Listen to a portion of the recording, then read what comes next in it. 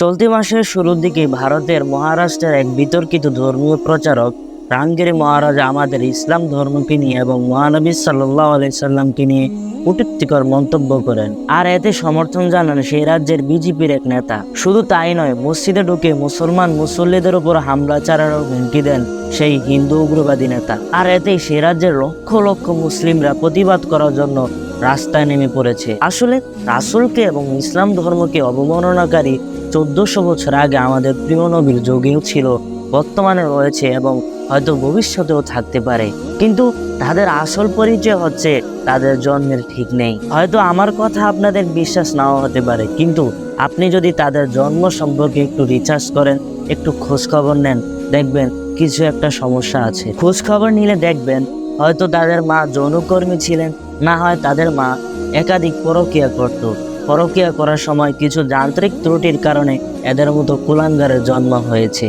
আল্লাহ তাআলা কুরআনে ইরশাদ করেন, নিশ্চয় যারা আল্লাহ এবং তার রাসূলকে কষ্ট দেয় তাদেরকে আল্লাহ তাআলা দুনিয়া এবং আখিরাতে লানত করেন এবং তাদের জন্য রেখেছেন আখিরাতের ভয়ঙ্কর লাঞ্ছনাদায়ক শাস্তি। যারা আল্লাহ এবং তার রাসূলকে এবং ইসলাম ধর্মকে অপমান করার চেষ্টা করে তারা দুনিয়াতেও লাঞ্ছিত হয়, আখিরাতেও লাঞ্ছিত হয় এবং তাদের জন্য আল্লাহ পাক রব্বুল আলামিন কিয়ামতের ময়দানে ভয়ঙ্কর শাস্তির ব্যবস্থা করেছেন এবং তাদের হেদায়েতের দরজা চিরকালের জন্য বন্ধ। আল্লাহ তাআলা আরো বলেন, তারা কি জানে না যারা আল্লাহ এবং তার রাসূলের বিরোধিতা করে তাদের জন্য রয়েছে জাহান্নাম, যেখানে তারা চিরকাল থাকবে। এটি তাদের জন্য মহা লাঞ্ছনা।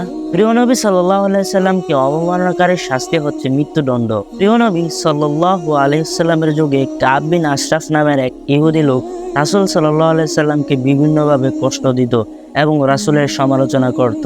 শুধু তাই নয়, রাসূলকে অপমান করার চেষ্টা করার সাথে সাথে সাহাবীদেরকে অপমান করত এবং সাহাবীদের স্ত্রীর সম্পর্কে বাজে বাজে কবিতা রচিত করত।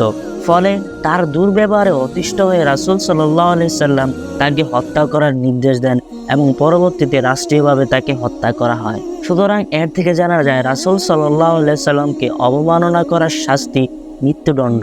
আসুন আমরা এক হই, প্রিয় নবী এবং ইসলামের শত্রুদের বিরুদ্ধে প্রতিবাদ গড়ে তুলি। দেখা হচ্ছে পরবর্তী ভিডিওতে। আল্লাহ হাফেজ।